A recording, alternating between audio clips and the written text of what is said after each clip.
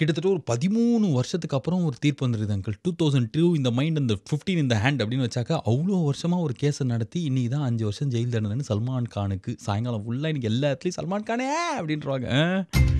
சல்மான் கான் அழுதார். சல்மான் கான் ஃபேமிலியில் இது சொன்னாங்க. ஃப்ரெண்ட்ஸ் எல்லாம் கத்துறாங்க. பாலிவுட் செலிபிரிட்டிகள் உருக்கம். அதுக்கப்புறம் குழந்தெல்லாம் சாப்பிடாம பட்னி கிடக்குது அப்படின்ற மாதிரி எக்கச்சக்கமான விஷயங்கள் ஆல்ரெடி பேச ஆரம்பிச்சிட்டாங்க. ஆனால் பாருங்களேன், ஒரு நடிகர் குடி போதையில் ஆக்சிடென்ட் பண்ணி அவர் வந்து ஒருத்தரை கொன்னுட்டாரு. 3 பேர் காயமடைஞ்சிட்டாங்க. அதுக்கு ஒரு தீர்ப்பு கொடுக்கும்போது நம்மளோட பரிதாபம் எல்லாம் பாவம் அந்த மனுஷன், ச்சே ஊரில் இவ்வளோ பேர் எவ்வளோ தப்பு பண்ணுறானுங்க, ஆனால் இவர் பண்ண இந்த சின்ன விஷயத்துக்கு போயிட்டு 13 வருஷமா அப்படின்னு கேட்குறவங்களாம் இருக்காங்க. எங்க அந்த பட்டன் சேவை, எவ்வளோ ஒரு கொடுமையான விஷயம் இல்லை. ஒரு உயிர் போயிடுச்சு, அதெல்லாம் யாருக்குமே தெரியல. பாலிவுட்டில் வந்து 500 கோடி ரூபாய்க்கு படங்கள்லாம் இவர் இல்லாதனால என்ன ஆகும், அவங்களாம் யார் காப்பாற்றுவா, 300 கோடி ரூபாய் இவரை நம்பி போட்டிருக்காங்களே முதலீடு அப்படின்னா, சஞ்சய் தத் ஜெயிலுக்கு போகும்போது இதை சொன்னாங்க. 300 கோடி ரூபாய் முதலீடு, 200 கோடி ரூபாய் இருக்குது, அவர் உள்ளே போயிட்டாருன்னா அதெல்லாம் என்ன பண்ணுறதுன்னு. யாருக்காவது எதாவது ஆச்சு அதுக்கப்புறம், யாராவது அதனால தற்கொலை பண்ணிக்கிறாங்களா, இல்லை ஏதாவது பிரச்சனை வந்தால் எதுவும் கிடையாது. அவர் பாட்டுக்கு 10 நாளைக்கு ஒரு வாட்டி வெளில போயிட்டு ஜாலியாக ஹாய் ஜெயில் அப்படின்னு சொல்லிட்டு அப்பப்போ உள்ளே இருக்காரு, அவ்வளோதான். மற்றபடி 3 நேரம் வெளில தான் இருக்கிறாரு. இதே மாதிரி தான் சல்மான் கானுக்கு ஆகும். இப்போ அதை இமீடியட்டாக வந்து பெயில் அப்ளை பண்ண போகிறாங்களாம். அதுக்கப்புறம் இந்த கேஸுக்கு ஹைகோர்ட்டில் நடத்தினதுக்கப்புறம் ஒரு 15-20 வருஷத்துக்கு அப்புறம் 2076 சல்மான் கானுக்கு வயசு 74 இருக்கும்போது ஒரு தீர்ப்பு வரும். இதே மாதிரி நம்மளை சுற்றி நடக்கிற, நம்மளை பாதிக்கிற, நிற்கிற பக்கிற கிக்கிற குக்கரன்ற மாதிரி எல்லா எடுத்து சிப்படான்ட்டு அடுத்து ஒரு 3 மணி நேரத்துக்கு சம்மந்தம் இல்லாமல் சமக்கடுப்பாக நிறைய விஷயங்கள் பேச போகிறோம். அது மட்டும் இல்லாமல் வேறு என்ன இது நிறைய அங்கிள், இதே மாதிரி தான் நம்மள எல்லாமே நடக்குதுங்களா. ஆமாம், இதுலேயே வந்து புலம்புறதுக்கு குமுறதுக்குலாம் எக்கச்சக்கமான ஐட்டங்கள்லாம் இருக்குது. ஃபார் ஆல் தட் மோர் இந்தியாவில் எங்கே இருந்தாலும் எவ்வளோ கோடி ரூபாய் செலவானாலும் சமத்து போனால் சுச்சு பிடிக்க அப்படின்ற மாதிரி சம்மஞ்சலே கிளம்பி இது டிகிடிசி வித் மீ பாலாஜி தொடர்டன் டுண்டமண்டன் டண்டமண்டன் டாக்குன் டாக்குன் டாக்குன் டா. இன்றைக்கி என்கிட்ட ஒருத்தர் சொல்கிறார், ஊரில் இருக்கிற எவ்வளோ பெரிய மனுஷன் பணக்காரெல்லாம் இந்த மாதிரி தப்பு பண்ணி கேஸ்லேருந்து வெளில வந்துடுறாங்க, ஒரு நடிகராக இருக்கிறதுனால பாருங்களேன் 5 வருஷம் தண்டனை அப்படின்றாங்க. இன்னும் இப்போ என்ன கரெக்ட் தானே, வீட்டில் தூங்கின இந்த சல்மான் கான் மேலே நடிகருங்கனால போய் கேஸ் போட்டாங்க, அவர் ஏற்றினாரு, அதை நிரூபிச்சிட்டாங்க, அதுக்கப்புறம் தானே தண்டனை கொடுத்துருக்காங்க. ரொம்ப இல்லை அங்கிள் இதெல்லாம். ஆமாம், இந்த இந்தியாவில் இருக்கிற இங்கிலீஷ் நியூஸ் சேனல்லாம் மூடிட்டாலே போதும் அங்கிள், நாடு கொஞ்சம் நிம்மதியாக இருக்கும்னு நினைக்கிறேன். என்னடா திடீர்னு கடுப்பில் சொல்கிறீங்களா, சப்பு ஒரு விஷயம் என்னன்னா, இப்போ சப்போஸ் இப்போ நம்ம தெரிஞ்ச யாரோ ஒருத்தர் தப்பு பண்ணிட்டார், தப்பு பண்ணதுனால அவர் வந்து பயங்கரமாக தண்டனைலாம் கொடுத்துட்டாங்க, கோர்ட்லேயோ இல்லைனா ஆஃபீஸ்லையோ வீட்லையோ எங்கேயோ ஒரு இடத்துல. ஆனால் அவர் தப்பு பண்ணார் அப்படின்னு தெரிஞ்சாலும் கூட நம்ம ஃப்ரெண்டு அப்படின்னு நம்மளுக்கு தெரிஞ்சவங்க அப்படின்னாலும் நம்மளுக்கு ஒரு ஃபீலிங்ஸ் இருக்கும், சே பாவண்டா என்ன தான் தப்புனா என்ன யோசிச்சா இப்படி ஆயிடுச்சே அப்படின்ற மாதிரி தான் கவலைப்படுவோம் நம்ம. அந்த மாதிரி தான் சல்மான் கானோட கூட நடித்த நடிகர்கள், ஃப்ரெண்ட்ஸ் நடிகர்கள் எல்லாம் வந்து ஐயோ Salman Khan what is happening oh பை சாடி அப்படின்லாம் சொல்லிட்டு சோகமாக வராங்க. அது நியாயமான ஒரு விஷயம் தானே. எப்படி இவங்களாம் நீதிமன்ற தீர்ப்பை மதிக்காம சோகமாகலாம் அப்படின்ற மாதிரி ஒரு சேனல்ல பேசினாங்க. ஐயோ பாருங்க இப்பெல்லாம் பாலிவுட் நடிகர்கள் அழுகுறாங்களே, இந்த அழுறதுக்குலாம் ஒரு நியாயமே கிடைக்காதா அப்படின்னு சொல்லிட்டு இவங்க அழுறது வந்து ஏதோ வந்து தீர்ப்பை மாற்றணும் அப்படின்ற மாதிரி இன்னொரு சேனல்ல பேசினாங்க. இதோட கொடுமை என்ன அப்படின்னா வந்து ஒரு சேனல்ல போயிட்டு எங்கேருந்து தேடி கண்டுபிடிச்சாங்கன்னு தெரியல, ஒட்டி பிறந்த இரட்டை குழந்தைகள் வந்து என்ன பண்ணுதுன்னா தீர்ப்பு வந்ததுலேருந்து சாப்பிடவே இல்லையா. சல்மான் கானுக்கு 5 வருஷம் தண்டனை அப்படின்னு ஒரு தீர்ப்பு கொடுத்ததுக்கு அப்புறம் அந்த 2 குழந்தைங்க நாங்கள் சாப்பிட மாட்டோம்னு சொல்லிடுச்சான். எத்தனை நேரம் ஆச்சு, 3 மணி நேரம் தான் ஆச்சு தீர்ப்பு வந்து. அதுக்கப்புறம் இப்போ நைட்டு சாப்பிடுவாங்கன்னு நினைக்கிறேன். அதுக்குள்ளே அந்த குழந்தைங்களை தேடி கண்டுபிடிச்சி அது ஒரு கண்ணீர் கம்பள ஒரு ஸ்டோரியாக போட்டு இப்போ சல்மான் கான் தான் தியாகி, தீர்ப்பு கொடுத்தவங்களாம் கெட்டவங்க அப்படின்ற மாதிரி. ஏன் இந்த நியூஸ் சேனல்லாம் இப்படி பண்ணுது? ஒருத்தர் ஆக்சிடென்ட் பண்ணிட்டாரு, அதில் ஒருத்தர் இறந்து போயிட்டாங்க, அது நிரூபிக்கப்பட்டது, அதனால அவருக்கு தண்டனை கொடுத்துருக்காங்க. ஒரு நடிகர் அது பண்ணிட்டார் அப்படின்றதுனால பரபரப்பாக தான் ஆகும். ஆனால் அதை வந்து இவங்களே கோர்ட்டு தப்பு, தண்டனை கொடுத்தது தப்பு, அதுக்கப்புறம் நடிகர்கள்லாம் அழுகுறாங்களே, நாட்டில் மனசாட்சியெல்லாம் போயிடுச்சா, மழையே பெய்யாது இந்த நாட்டில்ன்ற மாதிரி சாபம் விடுற மாதிரி நியூஸ் போடுறாங்க. இதே நியூஸ் சேனல்லாம் நாளைக்கு என்ன பண்ணும் அப்படின்னா அப்படியே is media is going overboard in covering the Salman கேஸ்னு வரம்ப மீறி தேவையை மீறி சல்மான் கானோட கேஸை மீடியா ஹேண்டில் பண்ணிச்சா அப்படின்ற மாதிரி நாளைக்குலேருந்து ஒரு 4 நாள் பேசுவாங்க. நீ யார் ரன்றீங்களா, நான் தான் பாலாஜி, டிகிடிசி நிகழ்ச்சி என்றால் இன் பிக் எஃப்எம் என்றால் என்ன தெரியுமா. இப்போ சல்மான் கான் அழுதாராம், அவர் குடும்பத்தில் இருக்கிறவங்களாம் ரொம்ப கஷ்டத்தில் இருக்கலாம். ஆமாம், யாராவது அவங்களுக்கு நடந்ததுன்னா இது மாதிரிலாம் கஷ்டமாக தானே இருக்கும். ஆனால் இன்னும் ரியாலிட்டியில் அப்படின்னு பார்த்தாக்கா சஞ்சய் தத் அப்படின்றவருக்கு தண்டனை கொடுத்தாங்க. அவர் ஜெயிலேருந்து வெளில இந்த பரோலில் வந்தது மட்டுமே போன பிரசிடென்ட் பிரதீபா பாட்டில் எத்தனை வாட்டி ஃபாரின் போனாங்களோ அத்தனை வாட்டி அவர் வெளில வந்துட்டார். செம்மையாக ஜாலியாக எப்பெல்லாம் போராடி இதை வாட வெளில போயிட்டு வரலாம் அப்படின்ற மாதிரி போயிட்டு அந்த பெருசாக ஒரு தண்டனையும் இல்லை, ஜாலியாக தான் இருக்கிறார், படமும் நச்சுனுங்கிறார்.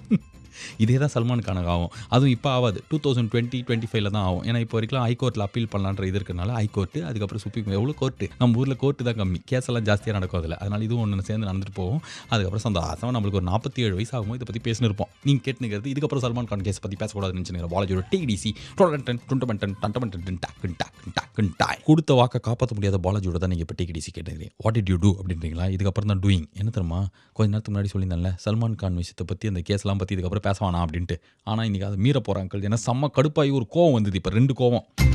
92.7 பிக் அப்ல பாலாஜியோட டிகிடிசி கேட்டுன்னு இருக்கும் போது என்னாச்சுன்னா எல்லாத்தையும் டிகிடிசி ஏற்றுக்க முடியாது. அதில் ஃபஸ்ட்டு விஷயம் அங்கிள் பாருங்களேன், 2002 வருஷத்துலேருந்து 15 வருஷம் வரைக்கும் 13 வருஷத்துக்கு ஒரு கேஸை இழுத்து அடித்து நடத்தி இவ்வளோ வருஷத்துக்கு அப்புறம் 5 வருஷம் தண்டனை கிடச்சதில்ல. இன்றைக்கி தான் அனௌன்ஸ் பண்ணாங்க மத்தியானம். இதுக்கப்புறம் 10 நிமிஷத்தில் சல்மான் கானுக்கு பெயில் கட்சிச்சு அங்கிள். எங்க 13 வருஷம் ஒரு கேஸை நடத்தி 5 வருஷம் தண்டனை வாங்கி கொடுத்தா 10 நிமிஷத்தில் இன்னொரு கேஸ் நடத்தி அதுக்கு பெயிலும் கட்சிச்சு பாருங்களேன். பெயிலாம் 2 நாளைக்கு. அதுக்கப்புறம் வந்து என்னென்னா கோர்ட்லாம் ஜாலியாக லீவ் போயிடும். இவங்க மேல் கோர்ட்டில் முறையீடு பண்ணுவாங்க. இதை நான் சொன்னேன் 2076 வரைக்கும் இந்த கேஸ் நடக்கும். ஆனால் என்ன ஒரு சட்டம் பாருங்களேன், செம்ம ஜாலியில் நம்ம ஊரில். அதுக்கப்புறம் என்ன பையன் இப்போ சல்மான் கான் எதுக்கு எழுதாரு, அதான் பெயில் அப்படின்ற மாதிரி சிரிச்சுன்னு போயிடுவார் போல. இது ஃபஸ்ட்டு கோவம் இதுதானா? இது அவர் மேலே தப்பெல்லாம் கிடையாது, நம்ம ஊர் சட்டத்து மேலே தான் தப்போம். திடீர்னு என்னன்னா எஸ்ஐ சந்திரசேகர் படம் மாதிரி பேசுகிறீங்களா, அதுவும் கரெக்ட் தான். ரெண்டாவது கோவம் என்ன தெரியுமா, இந்த சல்மான் கானோட ஃப்ரெண்ட்ஸு கூட நடித்த நடிகர்கள் அவர் தெரிஞ்சவங்களாம் இப்போ அவருக்காக வருத்தப்படுறாங்க அப்படின்னா கரெக்ட் தான். நம்ம ஒரு தப்பு பண்ணாலும் நம்ம வீட்டில் நம்ம அம்மா சித்தப்பா பக்கத்து வீட்டு ஆண்டி எய்த்து வீட்டு ஏகாம்பராங்கள் கோடி வீட்டு கடக ஆண்டி இந்த மாதிரி யாராவது ஒருத்தங்க நம்மளுக்கு வந்து கஷ்டப்படுவாங்க, பரிதாபப்படுவாங்க. அதெல்லாம் நியாயமான விஷயம் தான். அதனால் அவங்கள எதுவுமே சொல்ல முடியாது, இந்த எப்படி இங்கிலீஷ் நியூஸ் சேனல்லாம் சொல்லுதோ.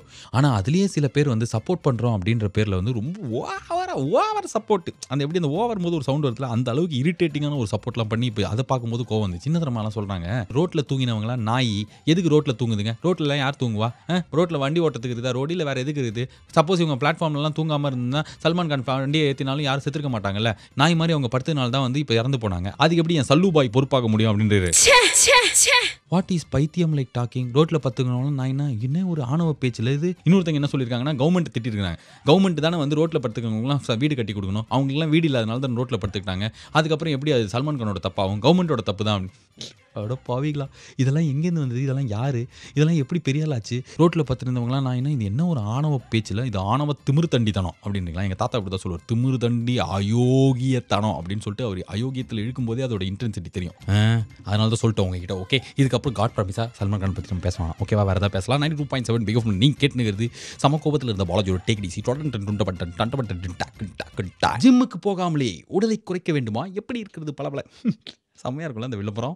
92.7 பிஎஃப்எம்ல பாலாஜியோட டிசி கேட்டு இருக்கும்போது எதுக்கு திடீர்னு சொல்கிறேன்ங்களா. இப்போ டிவியில் வந்தது ஒரு வாட்டி அங்கிள் என்னை கூப்பிட்டு கேட்டாங்க, எதுமா இந்த மாதிரி ஒரு டேப் ரெக்கார்டரு இல்லைனா ஒரு பழைய சைனா செட்டு மொபைல், அதுக்கப்புறம் இல்லைனா வந்து ஒரு டேபிள் வச்சு டொக்குன்னு தட்டுறது, இந்த மாதிரி ஒரு விளம்பரத்தில் நடிச்சு அதை பற்றி எக்ஸ்பிளைன், நேர்களே பாருங்கள் இந்த டேப் ரெக்கார்டர் எப்படின்னா அப்படின்னு சொல்லிட்டு அதை பற்றி எக்ஸ்பிளைன் பண்ணுற மாதிரி வந்து சொல்லணும்னு நான் எங்கள் அம்மாட்ட ஃபோன் பண்ணி கேட்டேன். ஆமாம்மா இது மாதிரி கேட்குறாங்கம்மா, நான் பண்ணிட்டா நிறைய காசுலாம் கொடுப்பாங்கம்மா, அதுக்கப்புறம் நீ வீட்டுக்கே வந்துடாது அப்படின்ற மாதிரி எனக்கு சாபலாம் விட்டதுக்கப்புறம் இந்த பட்டன் நம்மகிட்ட நோ நெவர் எவர் அப்படின்னு சொன்னதுக்கப்புறம் இப்போ ஹெட்ஃபோன்ஸ் வந்துருச்சு. ஒரு நிமிஷம் போட்டுக்கிறேன். ஓகே யார் நீன்றீங்களா, நான் தான் பாலாஜி. இது 92.7 பிஎஃப்எம்ல டிசி. ஏதோ ஒன்று சொல்ல நினச்சேன். ஆமாம் என்ன தெரியுமா, லீவில் ஏதாவது வெளிநாட்டு பயணம் இல்லை அட்லீஸ்ட் உள்நாட்டு பயணம் ஏதாவது ஒரு ஹாலிடே போனீங்களா நீங்கள், இல்லை ரீசெண்டாக ஒரு கடந்த ஒரு 3 மாதத்துலையோ ஏதோ ஒரு வாட்டி போன ஹாலிடே எப்படி இருந்துன்னு யோசிச்சு பாருங்களேன். இப்போ நான் போனேன் அங்கிள், நான் பசங்கள்லாம் சேர்ந்து ஒரு 6 பேர் கிளம்பி செம்ம என்னை கொஞ்சம் மாற்றி சிறகுகள் லீலுதே அப்படின்னு சொல்லிட்டு பண்ணி சொல்லலாம் குடிச்சிட்டு செம்மையாக போயின்னு இருக்கும்போது 3 நாள் அந்த பயணத்தில் எங்களோட நிம்மதி கிட்டத்தட்ட ஒரு 20 to 30% ஒன்றுனால கெட்டுச்சு. அதெல்லாம் பண்ணிங்களா அப்படின்னு. நோ அதெல்லாம் இல்லை அங்கிள், ஃபோன் எடுத்து சிக்கு சாக் அப்படின்ற மாதிரி ஃபோட்டோ எடுத்து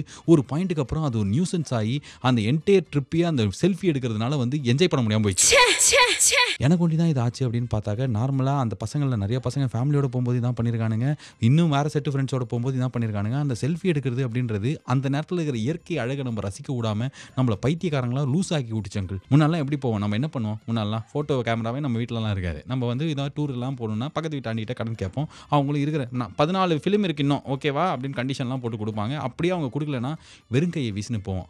எப்படி அந்த வியூ பாயிண்டில் போய் வியூவை பார்ப்போம், அந்த இடத்த என்ஜாய் பண்ணுவோம், அனுபவிப்போம். அதுக்கப்புறம் அங்கே இருக்கிற ஃபோட்டோகிராஃபர் சார் ஃபோட்டோ அண்ணா 2 வாட்டி என் பாப்பா வேணான்றுவார். 3வது வாட்டி என்ன பண்ணுவார்னா லைட்டாக குழந்தைங்களாம் நான் பாசியாக பார்க்குது, எவ்வளோ அண்ணா 30 ரூபா சார், 20 rupees பண்ணுறீங்களா அப்படின்னா வேறு வழி இல்லாமல் அவனும் ஒத்துப்பான். நம்மள ஒரு ஃபோட்டோ எடுத்து கொடுப்பான். அதை காலத்துக்கு நம்ம பாதுகாத்து வச்சுப்போமே. அப்படியே இல்லை நம்ம சொந்தமாக கேமரா வச்சுக்கிற அளவுக்கு ஒரு வசதி ஃபேமிலியாக இருந்தாலும் அதை ஊர்லேருந்து வந்தோடனே டெவலப் பண்ணி அந்த ஃபோட்டோலாம் ஆல்பமில் இப்போ எடுத்து பார்த்தாலே எவ்வளோ சந்தோஷமாக இருக்கும்.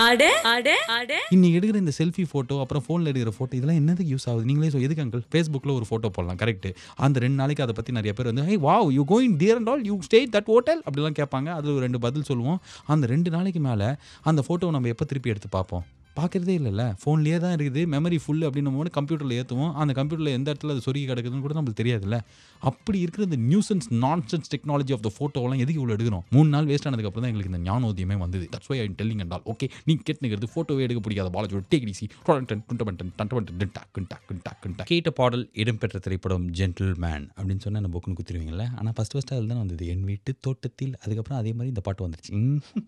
92.7 பிக் ஃபுல்லாக பாலாஜியோட டேக் டிசி கேட்டுன்னு இருக்கும்போது என்னாச்சு அப்படின்னா, நாளைக்கு இதே டைமில் நம்ம ஊரில் ஒரு 4 லட்சம் இன்ஜினியர் பார்சல் பண்ணிருக்கலாம். 12th ரிசல்ட் வருதே செம்ம ஜாலி இல்லை. ஒவ்வொரு வருஷமும் இந்த ரிசல்ட் வரும்போது போன வருஷம் யார் 12th ஸ்டேட் ஃபஸ்ட்டு யார் தெரில யார் செகண்டு தேர்டு எதுவுமே தெரியாது. ஆனால் சன் நியூஸு, தினத்தந்தி செய்தி, புதிய யுகம் செய்தி எல்லா செய்தியிலையும் பேப்பரில் ஃபஸ்ட்டு பேஜில் எல்லாம் இவங்க ஃபோட்டோ தான் வந்திருக்கும். I thank my teachers and principal, அவங்க தான் எனக்கு நிறையா சப்போர்ட் பண்ணாங்க. அப்புறம் என்னோடய பேரண்ட்ஸ், நான் வந்து டாக்டர் ஆகி நாட்டுக்கு சேவை பண்ணுவேன் அப்படின்னு சொல்லிட்டு நான் 7வது படிக்கிறதுலேருந்து 12th ஃபஸ்ட்டு வரவங்க இதான் சொல்லுறேன். இது வரைக்கும் அதில் யாராவது டாக்டர் ஆகி நாட்டுக்கு சேவை பண்ணாங்களா, இல்லை போன வருஷம் வாங்கின ஃபஸ்ட்டு மார்க் யார் எடுத்தா அப்படின்றது எதுவுமே நம்ம ஞாபகம் இருந்தது கிடையாது, பார்த்ததும் கிடையாதுல்ல. நாளைக்கு ஒரு நாளைக்கு அவங்க தான் செலிபிரிட்டி, செம்ம பெரிய ஹீரோ. அதுக்கப்புறம் என்ன புஸ்வி நான் தான் ஸ்டேட் ஃபஸ்ட் எப்படின்னா நான் வந்து போன்றுவாங்க. எதுக்காக இதை சொல்கிறேன்றீங்களா? இல்லை எல்லாருமே ஸ்டேட் ஃபஸ்ட் எடுக்க முடியாது அங்கிள். இப்போ வந்து நாளைக்கு உங்கள் பையனை வந்து பாரு பெரியப்பா பையன் என்ன மார்க் எடுத்திருக்கான், போன வருஷம் அவங்க என்ன ரேங்க் எடுத்திருக்காங்க அப்போலாம் சொல்லிட்டு கொமுட்லேயே குத்துறா மாதிரி நீங்கள் திட்டினு வச்சுக்கோங்களேன். திருப்பி அந்த பையன் பாரு உன் வயசுக்கு சல்மான் கான் 49 வயசில் எப்படி இருக்கான், உடம்பு எப்படி வச்சிருக்கான், எவ்வளோ சம்பாதிச்சு 5 வருஷம் ஜெயில் தண்டனை வாங்கி 10 நிமிஷத்தில் பெயில் வாங்க, ஒன்னால முடியுமா அப்படின்னு சொல்லிட்டு ஒரு கம்பேரிசன் பண்ணால் நம்ம எங்கே போவோம்? சல்மான் கானுக்கு நம்மளுக்கும் ஒரே வயசா அப்படின்னு சொல்லிட்டு முதல் வாட்டி நம்மளுக்கு தெரிய வரும்போதே செம்ம ஷாக்கிங்காக இருக்கும். ஆமாம் 49 வயசு சல்மான் கானே அங்கிள் தான். அவர் வயசுக்கு இருக்கிற உடம்பு என்ன ஜெயில் தண்டனை வாங்கி 10 நிமிஷத்தில் பெயில், இதெல்லாம் நம்மளால முடியுமா? முடியாது இல்லை அங்கிள். அதனால் இந்த கம்பேரிசன் எதுக்கு? அதே மாதிரி வந்து ஒரு பையன் வந்து 200 மார்க் எடுத்துருப்பான் சயின்ஸில் ஒண்டி, மேக்ஸில் பார்த்தா 144 156 வந்திருக்கும். எதுக்கு மேக்ஸில் போய் இப்படி பண்ணி இதுக்கப்புறம் என்னன்னு சொல்லிட்டு அவனுக்கு வராததையே வச்சு அவனுக்கு கொமெண்ட்டில் குத்தி திட்டி உனக்கு இது வரலன்னு சொல்லாமல் அவனுக்கு வர ஒரே ஒரு சப்ஜெக்ட் ஒண்டி செம்மையாக நீங்கள் சூப்பராக சயின்ஸில் எடுத்து என்ன வருது அப்படின்னு சொல்லிட்டு கேட்டிங்கன்னா அந்த பையன் கொஞ்சம் பெட்டராக ஃபீல் ஆகும். அவள் தான் முடிஞ்சு போச்சு. இது வந்து நம்ம எல்லாரோட வாழ்க்கையில் அந்த ஒரே ஒரு சாதாரண விஷயம். அதான் இதுதான் வாழ்க்கை. இதில் இல்லைன்னா எதுவுமே இல்லைன்னா கிடையாது. இன்ஜினியரிங் காலேஜ்லாம் அடிக்குது அங்கிள். பெரிய காலேஜில் படித்தாலுமே கட்சியில் 4 வருஷம் கழிச்சு அதே 25,000 சம்பளத்தில் டிசிஎஸ் இன்ஃபோசிஸ் தான்.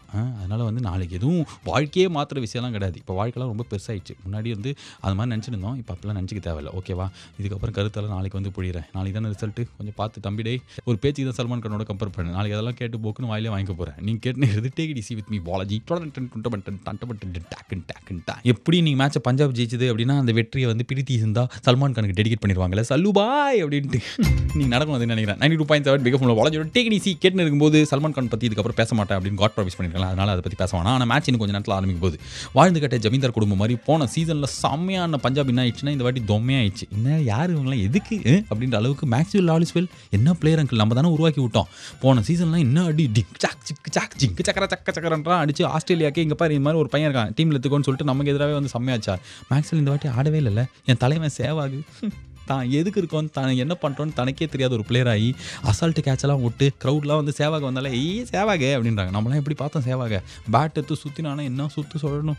இப்போ பாருங்களேன் வேஸ்ட் ஆகிடுச்சு. ஜெயிச்சாலும் தோத்தாலும் பஞ்சாப் பெருசாக டிஃப்ரென்ஸ் இல்லை. ஆல்மோஸ்ட் டோர்னமெண்ட்லேருந்து வெளில போயாச்சு. ஆனால் பெங்களூருக்கு அப்படி கிடையாது. மொக்கையாக ஆட ஆரம்பிச்சு எப்படி மும்பை வந்து 4 மேட்ச் ஜெயிச்சாங்களோ அதே மாதிரி லாஸ்ட்டு கொஞ்சம் மேட்ச் இவங்களும் ஜெயிச்சிட்டாங்க. ஏபி டிவிலியர்ஸ் 8வது ரவுண்டு 2 நாள் கழிச்சு ஆடவான்னு சொல்லிட்டு பின்னாடி அனுப்புறது இல்லாமல் ஓப்பனிங் அவுட் ஆனாலே 1 டவுன் வந்துரு அப்படின்னு சொன்னதுக்கப்புறமே கொஞ்சம் பெட்டர் ஆகிட்டாங்களா. அது மட்டும் இல்லாமல் அந்த Starc is also there and all no. இந்த மேட்சோட ஸ்கோரை முதல் பால்லேருந்து கடையை சாத்தி கல்லா கட்டுற வரைக்கும் நீங்கள் பிகே ஃபார்மில் கேட்கலாம். பக்கத்து ஃபிலிம் போனீங்கன்னா நேரில் எவ்வளோ ரன் அடிப்பாங்க சொல்லுங்கள், நேரில்னு சொல்லிட்டு உங்களை பிடிச்சி அப்படியே கேட்கும்போது ஒரு மரம். ஆனால் நாங்கள் ஸ்கோர் சொல்லுவோம். ஓகேவா? அது இன்னும் கொஞ்சம் நேரத்தில் ஆரம்பிக்கும் போது நான் அவனை வந்து டிவியில் மேட்ச் பார்ப்பேன். நானும் 5 மணி வெளில உட்காந்து பார்ப்போம். உள்ளே யாராவது சொல்லுவாங்க ஜாலியாக கேளுங்க. And see you tomorrow. This is Balaji. Tada bye bye, good night, have a great night. சஞ்சலம், மனக்குமுறல், உபாதைகள், அதுக்கப்புறம் வந்து இந்த ஸ்ட்ரெஸ் எல்லாத்தையும் போகிறதுக்கு யோகாலாம் பண்ண சொல்லுவாங்கல்ல. இப்போ யோகாவை வந்து ஃபோன்லேயே பண்ணுற மாதிரி ஒரு ஆப் வந்துருக்குதான். என்னடா சொல்கிறேன்? ஆமாம் அங்கிள், செம்ம காமன் இல்லை? யார் இது பைத்தியங்க? இந்த ஃபோன்னால தான் நம்மளுக்கு பாதி ட்ரெஸ்ஸுன்ட்டு பாருங்கள் ஸ்ட்ரெஸ்ஸே. அதுக்கு வந்து ஒரு ஆப்பு யோகா, அதுக்கு எவனோ ஒருத்தங்க எல்லாம் கட்டுறா பாருங்களேன். 92.7 பிகப் ஃபுல்லாக வாலஜோட டேக் டிசி கேட்டுன்னு இருக்கும்போது கொஞ்சம் நேரத்துக்கு முன்னாடி இந்த 12th ரிசல்ட் நாளைக்கு அப்போலாம் சொல்லி ஏதோ வந்து கொஞ்சம் தக்க வளர்ந்தேன். என்னென்னா பயத்தில் அந்த பையனை பிடிச்சி திட்டுற போகிறீங்களான்னு தான். ஆனால் என்னென்னா இதில் தான் இப்போ நானும் பஞ்சமிட்டாயும் ஒரு ஸ்டாட்டிஸ்டிக்கல் ரிசர்ச் பண்ணவங்க உட்காந்த இடத்துலேருந்தே எங்கள் கூட படித்த, அதாவது 12வதுல எங்கள் கூட படித்த பேட்சில் செம்மையாக மார்க் எடுத்த பசங்களாம் எப்படி இருக்காங்கன்னு சொல்லிட்டு ஃபேஸ்புக்கில் போயிட்டு அவங்களை தேடி கண்டுபிடிச்சி பார்த்தா ஆல்மோஸ்ட் 10ல் 8 பசங்க என்ன பண்ணுறாங்க அப்படின்னு பார்த்தாக்க foreign nation working for some other company.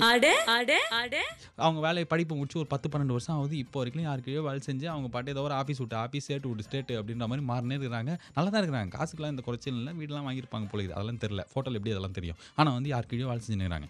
ஆனால் இந்த சுமாராக மார்க் எடுத்தவன், மார்க்கே எடுக்காத ஒரு பையன் காமர்ஸ் குரூப்பில் 600 தான் எடுத்திருக்கான். காமர்ஸ் குரூப்பில் அவன் யார் தெரியுமா அங்கிள்? இன்னைக்கு பாம்பேல ஒரு பெரிய டிசைனிங் ஸ்டைலிஸ்ட் தான். அவனோட அப்பாயின்மெண்ட்டுக்கு ஒரு 5 நாள் வெயிட் பண்ணணும்னா பார்த்துக்கோங்களேன். என் ஃப்ரெண்டு தான் ரோஹித், அவன் பேர். பாம்பேல இருக்கிறனால ரோஹித்ன்றியானுங்களா? நிஜமாலும் அவன் பேர் ரோஹித் தான். அவன் ஊர் வந்து பாம்பே கிடையாது, இங்கே தான் சேலம் பக்கத்தில் ஏதோ ஒரு ஊர். ஆனால் அங்கே போயிட்டு பார்த்தா இப்போ வந்து ஸ்டைலிஸ்ட் ஆகி இப்போ வந்து பெரிய டிவிக்கெலாம் வேலை செஞ்சுருக்கான். பெரிய ரியாலிட்டி ஷோலாம் அவன் தான் ஸ்டைலிஸ்ட்டாக. நம்ம ஊர் மாதிரிலாம் கிடையாது, கடைசி நேரத்தில் கோணி துணி குத்து போட்டுக்கணும் அது மாதிரி இல்லை. நிஜமாலே ஒரு 10 நாள் வேலை செஞ்சு அந்த மாதிரி ஸ்டைல்லாம் பண்ணி தான் எபிசோடே போவாங்க. அந்த மாதிரி ஒரு ஸ்டைலிஸ்ட் ஆகிட்டாங்க. இன்னொரு பையன் ரியல் எஸ்டேட் அதிபர். அவங்க அப்பா பண்ணியிருப்பாங்களே, அப்பாலாம் எதுவுமே கிடையாது, சாதாரண ஒரு மிடில் கிளாஸ் பையன். அவன் வந்து ஒரு 800-823 எனக்கு ஞாபகம் இல்லை எக்ஸாக்டாக. ஆனால் அந்த ரேஞ்சில் தான் என்னோட 60 மார்க் கம்மி. அப்போ நான் அவ்வளோ எடுத்து கண்டுபிடிக்கலாம். அதான் அவ்வளோதான் நான் அத்தேன். அந்த மாதிரி மாரி மார்க் எடுத்த பையன் இன்னைக்கு வந்து ஒரு 15 மோதிரம் போட்டு ஃபோட்டோ போட்டுருக்கான் அங்கிள். 15 மோதிரம். ரியல் எஸ்டேட் செம்ம பெரிய அதிபர் ஆயிட்டான். 2, 3 கன்ஸ்ட்ரக்ஷன்லாம் வேற போயினுது அவனுக்கு. சூப்பர்ல அங்கிள். இவனுங்கலாம் யார் அப்படின்னா, ஐய்யய்ய come get your mark sheet and கோன்னு சொல்லிட்டு மிஸ் மூஞ்சில அடிச்ச மாரி மார்க் ஷீட் குடுத்துருப்பாங்க. ஏன்னா மார்க் வரல. ஸ்கூலுக்கு இவங்களால பெரிய பேர்லாம் கிடையாது. ஆனா யார் வந்து கழிச்சு கட்டப்பட்டவங்களோ, யார் வந்து கம்மியான மார்க் எடுத்தா அவங்கலாம் வந்து உருப்பட மாட்டாங்கலாம் கிடையாது அங்கிள். சுமாரா மார்க் எடுத்த இது ஒரே ஒரு டெஸ்ட் தான். இதுக்கப்புறம் லைஃப்ல 473 டெஸ்ட் வரும்ல. ஸோ ஒண்ணுத்துல ஒண்டி ஃபுல்லுத்தையும் போட்டு பாஸ் ஆகி அதுக்கப்புறம் என்ன இன்ஜினியரிங் காலேஜ், ஐடி கம்பெனி அவ்வளதானா? இல்ல நெறைய இருக்குது. நாளைக்கு அந்த பையன புடிச்சு திட்டுருவீங்களோன்ற பயத்துல தான் புலம்பினே இருக்கேன் திருப்பி. இதையே வந்து வெள்ளிக்கிழமையும் பேசுவேன். அப்பவும் நீங்க கேட்கணும். ப்ளீஸ் அங்கிள் எனக்கு கேளுங்க அங்கிள். இப்பலாம் மாறிடுச்சு உலகம். இன்ஜினியரிங்லாம் படிக்கலனா கூட நண்பன் படம் பார்க்கலனா கூட உருப்பிட்டுறலாம். நீங்க கேட்டுனுக்கிறது take it easy with me Balaji. டொடன் டன் டுண்ட பண்டன் டண்ட பண்டன் டாக்குன் டாக்குன் டாக்குன் டா